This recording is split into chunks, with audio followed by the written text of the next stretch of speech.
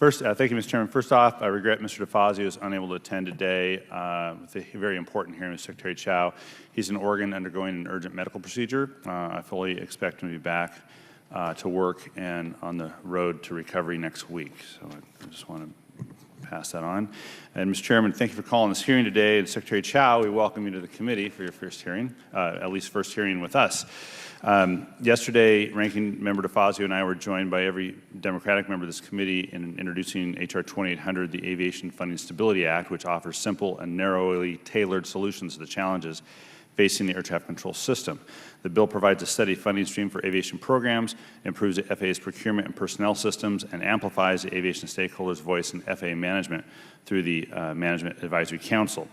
Our bill fixes every problem identified by aviation system stakeholders and does not engage in the science experiment of air traffic control privatization, which will slow down rather than speed up next-gen implementation. If we have a discussion about air traffic control, we cannot deny the progress the FAA has made and the motivation that this committee's oversight itself has provided. The FAA has rolled out Datacom in 56 of the busiest control towers nationwide and plans to deploy it en route facilities in 2021.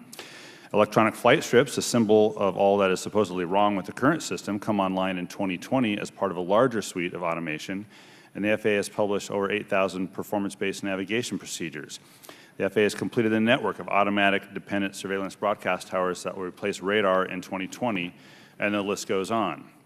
And a privatization bill will not come with a magic wand to accelerate these efforts, but the plan will not only freeze modernization programs in place, but also jeopardize enacting a long-term comprehensive FAA reauthorization bill that the industry and flying public rightly demand.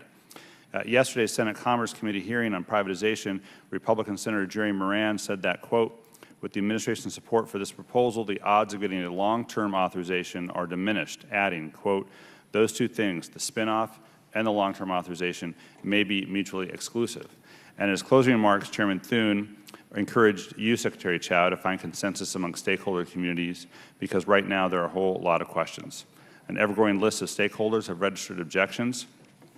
And, Mr. Chairman, I'd just ask unanimous consent that the following items be entered today in the record, including public releases of 8 aviation stakeholders and labor groups expressing concern about privatization. Without objection, so ordered. As well as the statement by Ranking Member DeFazio. Without objection, so ordered. Federal unions, including PASS, which represent FAA safety inspectors and technicians, also objected to privatization, as well as 100 mayors. Secretary Chao, you stated during your confirmation that you wanted a national consensus on air traffic control privatization. This plan has not attracted consensus in 20 years. There does not seem to be consensus, and we want to hear from you how you plan to go about doing that. So with that, I want to thank you, Mr. Chairman, for holding today's hearing and look forward to hearing from witnesses. Thank you, gentlemen. And now recognize the Chairman of the